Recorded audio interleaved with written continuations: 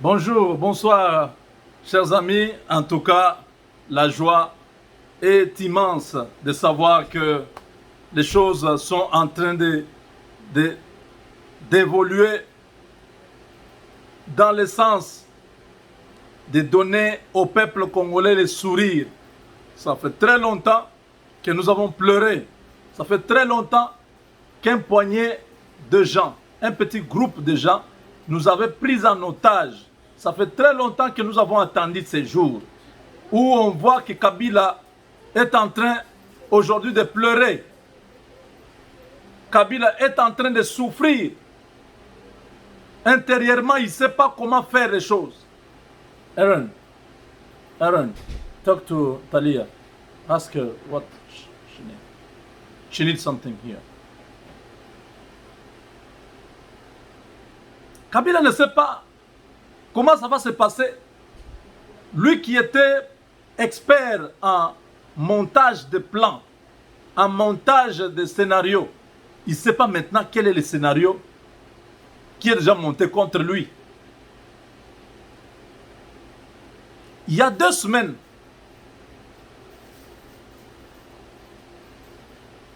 on a demandé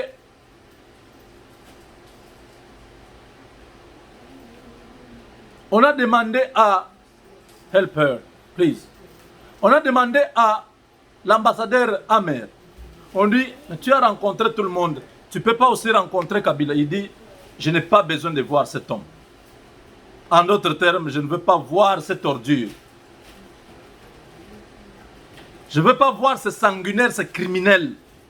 Je n'ai pas besoin de lui. Donc, quand vous voyez des propos comme ça, ça traduit des choses qui se cachent. Ça traduit une décision qui est déjà prise contre cette personne-là.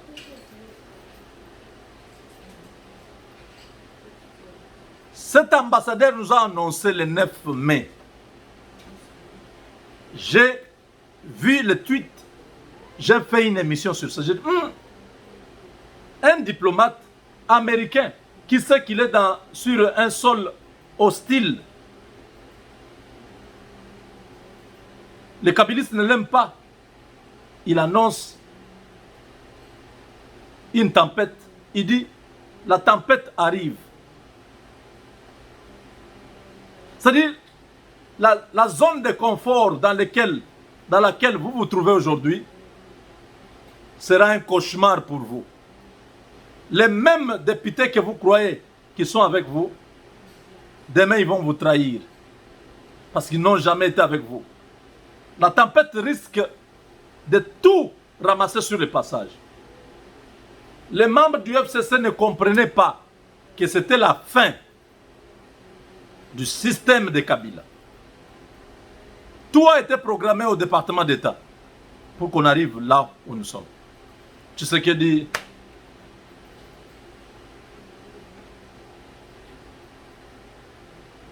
Ne pouvait rien. Il pouvait rien. Tshisekedi se retrouve à Bruxelles. Il reçoit une pression terrible. Soit vous voulez que nous puissions vous soutenir, soit vous continuez votre coalition avec Kabila, à prendre ou à laisser. On lui a dit clairement, je vous ai dit, le président Tshisekedi va changer les choses. Son retour au Congo, ça c'est sa première visite cette année en Belgique. Je dis, son retour au Congo, ça va changer les choses. Parce qu'il a subi une pression terrible. La pression, c'est quoi? On lui dit, nous voulons venir travailler au Congo. Nos investisseurs vont venir, les entreprises américaines vont venir. Mais le système qui est en place, c'est un système corrompu. Et celui qui est à la base de tout ce montage, cette mafia, c'est Kabila. Il faut vous séparer.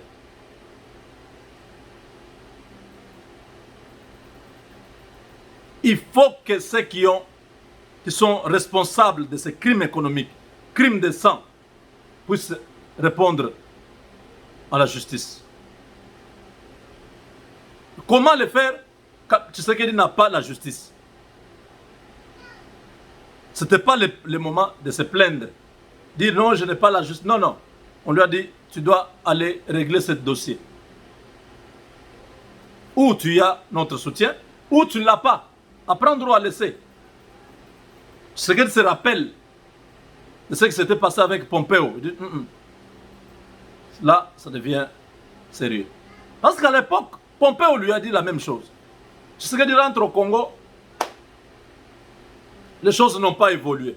Pompeo regarde et dit, ah bon, ça va, c'est bien compris. Il a sauté le Congo, il est allé en Angola. Cette fois-ci, la deuxième fois Tshisekedi se retrouve en Bruxelles, on lui rappelle, on dit, Monsieur le Président, nous attendons des signaux de votre part. Vous continuez votre collaboration avec Kabila, vous n'avez plus notre soutien. Clairement, pas par le dos de la cuillère, comme ça. Tu marches avec nous, nous marchons avec vous. Nous allons vous faciliter, le tribunal sera là. Ces gens-là seront traduits en justice. On a fait intervenir la Belgique pour accélérer les choses.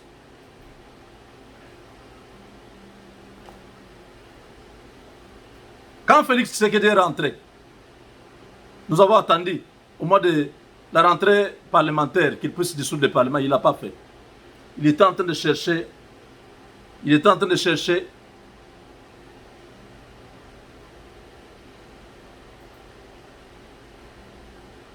Il a provoqué cette histoire de juge qu'il avait nommé. Alors ça a mis le feu, l'huile dans le feu. Il n'y avait pas d'autre choix que de se séparer. Là, nous sommes à la fin de la coalition. C'est un grand deuil à Kingakati. Pourquoi je dis un grand deuil? Parce que les espoirs se sont envolés. C'est comme un père dans une famille lorsqu'il meurt. Vous pensez que les gens pleurent les papas là? Non. Les gens pleurent la souffrance, les gens pleurent l'espoir. Parce que c'est lui qui donnait pratiquement tout. Maintenant, ils se disent, qui va maintenant nous donner ceci, cela? Ah, là, les gens pleurent. Ils ne pleurent pas la personne là. Ils voient qu'ils n'auront plus la possibilité de vivre. La souffrance commence. C'est ça le deuil qui est à Kingakati. Parce qu'ils se rendent compte maintenant qu'ils ont fait du mal à quelqu'un qui leur avait offert l'hospitalité. Tshisekedi a donné l'hospitalité à Kabila de vivre encore pendant 2 ans. Lorenzo n'a pas permis. Une année, c'était trop. Tous les clans de Santos se sont retrouvés en exil. Les membres de son parti se sont retrouvés en prison. Tshisekedi était trop large, trop bon. Il était trop bon.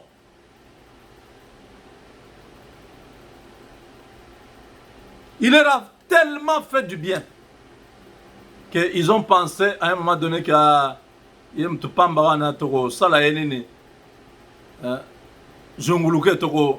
récupérer. Ils ont tout échoué. Ils ont tout perdu. Je dis bien tout perdu. Parce que Kabila était attendu à Lubumbashi, il n'a pas fait le déplacement de Lubumbashi. Vous avez vu, non? Des femmes qui ont fait des images, des vidéos, en train de parler en Kiluba du Katanga. Les gens, les hommes ont fait des comédies pour annoncer son arrivée. Kabila n'est plus parti.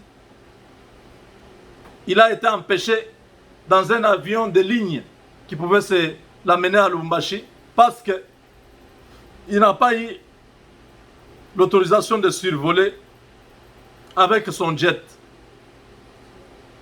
Il a voulu maintenant voyager avec un avion régulier. On lui a empêché de se déplacer pour Lubumbashi. Kabila est condamné à rester à Kinshasa. Il va voir de ses propres yeux la débâcle de sa politique. personne ne viendra à son secours. Déjà demain, l'armée angolaise est au Congo. Ça appartient à la sécurité nationale de savoir où l'armée sera. Parce que quand on bat le fer quand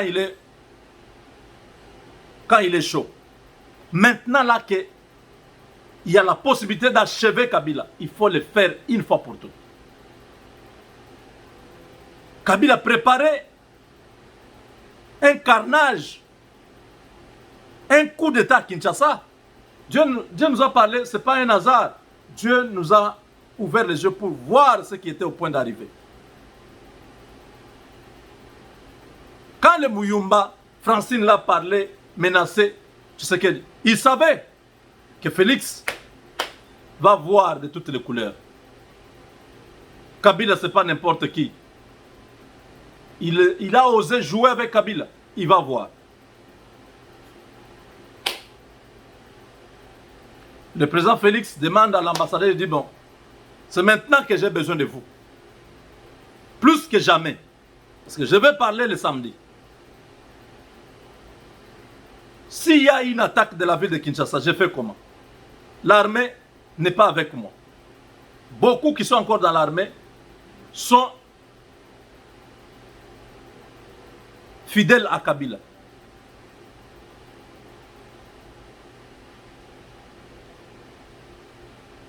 L'ordre est donné à Lorenzo de pouvoir s'entretenir avec Tshisekedi.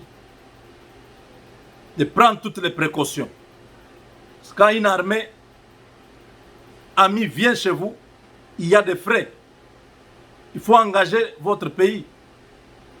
Cette armée va utiliser des munitions. Il y a la logistique, les ravitaillements. Tout ça, s'il y a des pertes en vies humaines, il faut que les familles de ces militaires soient prises en charge.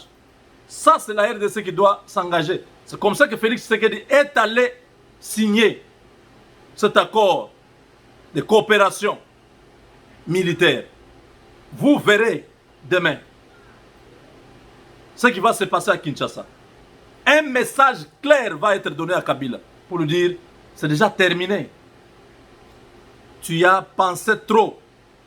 Que tu as encore une force, tu peux paralyser les Kivu, les Tanganyika. Il n'y a rien de tout ça qui va se faire. Parce que la force de frappe, le feu que Kabila va avoir, il n'aura même pas le temps d'envoyer un petit groupe aller déstabiliser. La guerre qui est à l'Est va bientôt se terminer. Vous avez vu, non? Le président était avec Bitakwira. Bitakwira rentre dans son fief natal pour aller calmer le jeu. Les Rwandais de Minembwe sont perdants. Ils sont perdants. Ils ont compris que c'est fini. Avec ce qu'il dit, nous avons perdu. On aurait dû faire tout ça quand Kabila était là. Avec celui-ci, il n'y a pas d'issue. Ils n'auront ni la terre, ni la nationalité. Bientôt, il y aura le contrôle physique qu'on appelle identification. Ces gens seront identifiés comme des réfugiés rwandais sur le sol congolais. Celui qui aura besoin de la nationalité, il n'a qu'à demander en bonne et due forme, remplir les formalités et obtenir cette nationalité individuellement. Cette notion de la communauté Banyamulenge, ça n'existe plus. C'est terminé. L'histoire est enterrée. Bitakwira part à la présidence presque chaque jour maintenant. Tout est mis en place pour qu'il puisse aller faire un travail qu'il n'avait jamais eu quand il était avec Kabila. C'est ce que dire est en train de reconnaître les efforts de chaque personne. Et les gens comme Bitakwira, il peut être court, petit, mais il est très fort sur le terrain. Il peut faire un grand travail. C'est question qu'il ait tout ce qu'il faut pour ce travail-là. Chers amis, Kabila n'est pas parti à Lubumbashi. Quelle déception. Quelle désillusion. Qui l'aurait cru? Et il pleura. Il s'exclama: ah, Félix, unanifanya mimi hivi?